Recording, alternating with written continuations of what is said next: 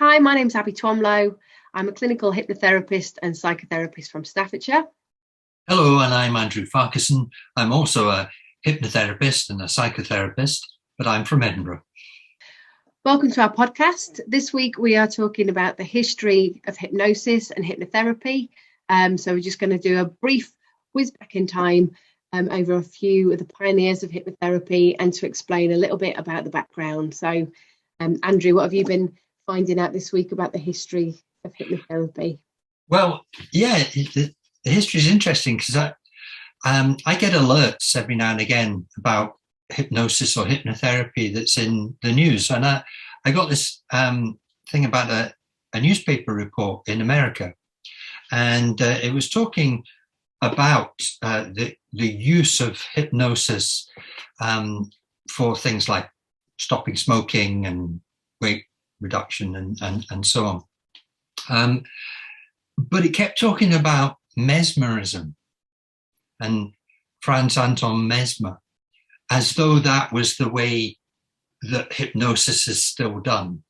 Now, Abi, I know you know quite a bit about Mesmer, but so if I say something and you can chip in for this bit, because the word mesmerism, most people know, but they don't know where it comes from. And I think one of the things to point out, first of all, is this was around the 1700s, wasn't it, that Mesmer was around. There's a lot of history that talks about certainly the type of thing that looks like hypnosis long before that, right back to the ancient Egyptians and the ancient Greeks, and it's all throughout history. But what Mesmer did wouldn't be regarded as hypnosis now. It's completely different. However, going back into history, as you mentioned, there's a lot of evidence to show what we now regard as hypnosis was commonplace, particularly in the sort of religious circles of the ancient Egyptians and the Greeks, and also with their physicians. Yeah, well, the word hypnos is a Greek god, the Greek god of sleep anyway, isn't it? So the term was coined from the ancient Greeks, but not until much later. That's right, and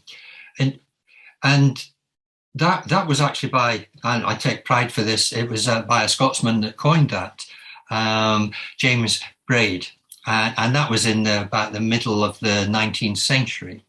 And although he did regret it, didn't he? Because it's not actually, hypnosis is nothing to do with sleep, as we talked about in our last podcast. But lots of people think that hypnosis is about going to sleep or being put to sleep, and it's not. So it's actually a bit of a false name, really, isn't it? It gives the wrong idea a lot of the time. And he did try and change it, I believe, didn't he?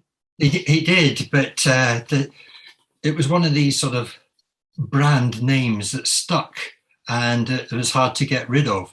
And it's been there ever since, because as you say, hypnos means sleep, and osis is condition, so it's the condition of sleep. But I think it was very swiftly tried to get rid of that, but it has stuck. And but again, there was mentioned Mesmer, Baird, and a few of his contemporaries are looked upon as the instigators of what we would regard modern hypnosis. And it certainly started with Mesmer. And as much as people have never probably heard of him, most people have heard of the term animal magnetism, haven't they? That's quite a commonly used phrase still, or certainly it is in the UK. I think we probably use it in a different context now, but that's where it came from, isn't it? And he believed that diseases were about, he thought you've got sort of levels of magnetism in your body, and that physical diseases and illness were caused by misalignments and imbalance, didn't he? Yes, yeah. And there was this, I don't want to use this word, but it's the only way I can sort of describe it. It's a sort of magical force within you, that this sort of etheric juice that would travel around, and once you were in balance and aligned, you would be.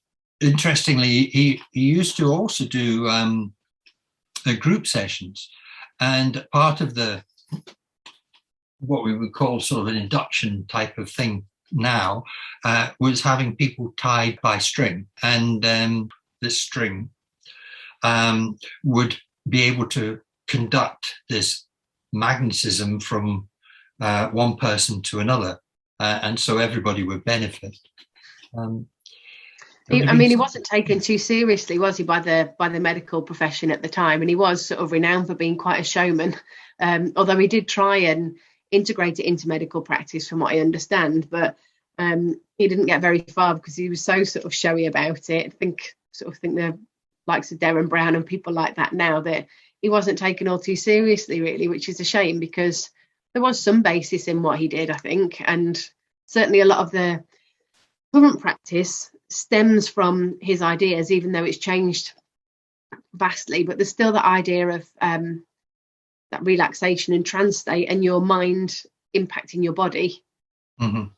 Yeah, and it did help a number of people, quite a lot of people, and it had quite a lot of followers as well. But the medical establishment did a number of investigations, and they didn't come out in favour of him and his practices, and his followers then adapted and changed a number of the elements of it. But I don't think it really helped the fact that he apparently used to dress up in a sort of cloak and play a glass whistle to invoke different sounds and so on. Yeah, I think that typical, if you ask most people to conjure up what a hypnotist looks like, then Mesmer's what they come up with, isn't it? Sort of a cape and a bit of a goatee beard and normally a top hat. He was very, very showy in what he did. Yes, yeah. But people then developed the ideas, and this actually reawakened a lot of the thoughts that had gone on since ancient times. In the sort of Dark Ages and medieval times in Western civilizations, the practice of what we regard as hypnosis or hypnotic type events was seen as something supernatural and akin to the devil and so on. So it was suppressed a lot. Do you think that's because there were, looking a long way back, you can see that hypnosis was used in voodoo and druidic practices and Chinese medicine and a lot of religious practices as well. Do you think that kind of connotation has come because of that? Oh, more than likely, because obviously people didn't know what was happening, even though hypnosis or the hypnotic state is a natural thing. We go in and out of it all the time. But in those days, and even a lot of people now, don't understand that or don't appreciate it and only see it from the point of view of something to be worried about or fearful of. And it's not always sold like that either, is it? You look at show hypnosis now, and that's very much made out to be something that is done to people that's not within their control. And actually, that's arguable, isn't it? Because you have to want to be hypnotized. And even in showmanship, they're very picky about who they select. And they only pick people that are very suggestible, that are much more likely to drop into that state because they want to. Yeah, oh, definitely. And this, of course, has led to a lot of problems surrounding the use of hypnosis or hypnotherapy. This has caused a great deal of difficulty, particularly in the past. But I know now that even I get some clients that come along and they say, you're not going to make me cluck like a chicken or bark or anything like that because they think I'm going to take control of them. Yeah. And they do feel slightly disappointed that I don't have a watch and a sort of pointy hat and all of those sort of things. Because that's the image, and the image has come from people like Mesmer and well, also and even James Braid as well. The idea of the watch swinging came from him because he was an eye doctor, wasn't he? And actually, he sort of stumbled across hypnosis by accident, really, didn't he? He came out to see a patient who was staring quite intently into a light, I think. They were staring into a light, and he just decided to give them a couple of commands and see what they did, a couple of suggestions. And this poor man sort of followed them quite easily, and that led him to become quite interested in hypnosis. And that was where the idea of focused attention started as well, wasn't it? That's why you quite often see the watch swinging when we look at things in history, but we've moved on a long way since then. And I certainly don't use a watch anyway, do you? No, and in fact, of my colleagues that I know, I don't actually know if any of them own a watch. But yeah, you can. It is like you just become focused in on something. It's just about fixation, isn't it? And that can help or he found that was quite an effective way to induce that relaxed state. But I think it's been deemed to be quite unnecessary to do that process now, and you can get into that relaxed state without having to get somebody to fixate on a point or an object, although some people do still use the idea of that and fixating on a hand or a spot on the wall and things, don't they? Well, definitely. It's interesting you said that Braid then gave that chap a few commands or suggestions, but it was actually telling him to do something, because in the history of hypnosis, and especially modern day hypnosis, one of the key figures is a chap called Milton Erickson, who is an American therapist, and he's acknowledged as the person that introduced indirect commands, indirect suggestions, and this is completely different from what had happened previously, which was very sort of authoritarian. And now I think most hypnotherapists probably combine both the indirect and the direct. Yeah. And I think they do that because different people respond to different things, don't they? So some people are going to be much more responsive to something really direct that they've been told that they have to do or should do, whereas some people much prefer to interpret something, and that has more of an impact if they have to think about something and work it out for themselves a little bit more. So I suppose to combine the two together, you're much more likely to impact the person depending on how they respond. Yes, yeah. And I know from personal experience that a combination of both works really well. And with some people, it's a bit more of one and a bit more of the other, but a combination works well. A couple of other people I'd like to mention. One actually is Sigmund Freud. He was interested in hypnosis and used it quite a bit, but then some people say rejected it or changed or moved into the idea of psychoanalysis and free association. Well, in some types of hypnosis, free association is used anyway in hypnoanalysis, which we'll talk about in another podcast. But it's also said that Freud actually wasn't very good at hypnosis. I don't know whether that's true or not.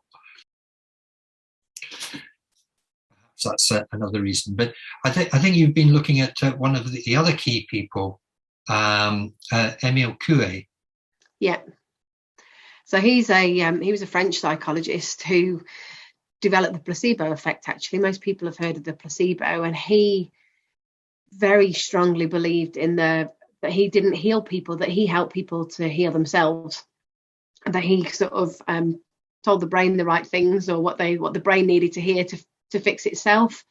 A the long-lasting impact of that, even in the medical profession now, is massive. When you look at any drugs testing that they do now, they quite often match it against a sugar pill, a placebo effect, to see how much difference there is. And incredibly, really, the placebo still has a really big impact, doesn't it?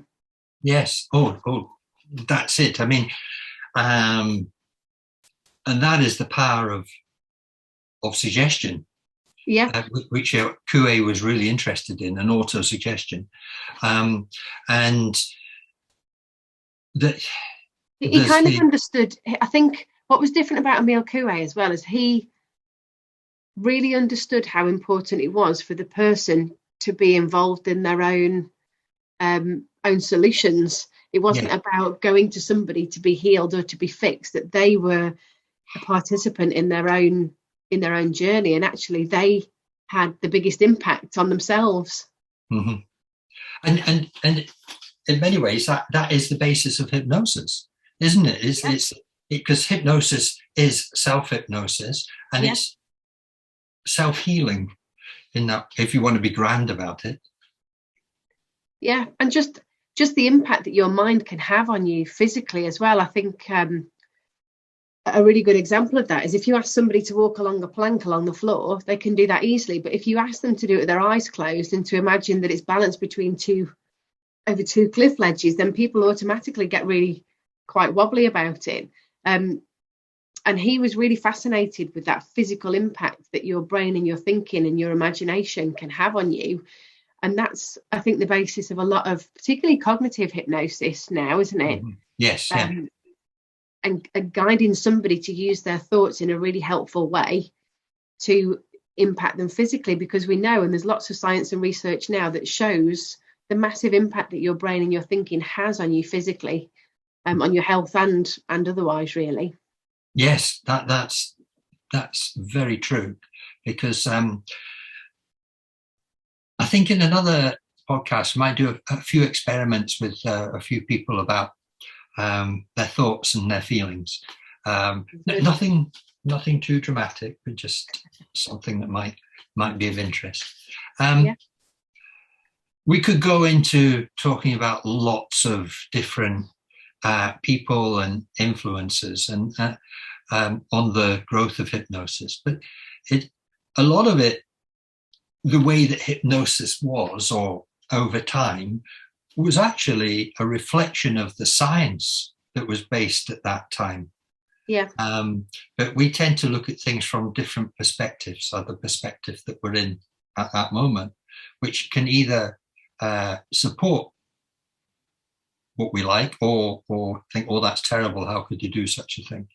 But I think that's probably enough of a very brief history of some of the key figures in the world of hypnosis. I mean, apart from yourself, Abi. You know. Oh yeah, that's it.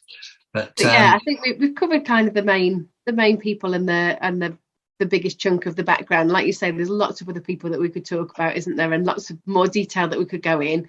And if there is anybody that you're interested in particularly, or if you've got any questions that have come from listening to our podcast, then please pop them in the comments and we'll be happy to answer them, or drop us an email. But yeah, I think that's us done for this podcast, and thanks for joining us, and we'll see you again soon with another one. Yeah, so thanks very much. Thank you, and bye.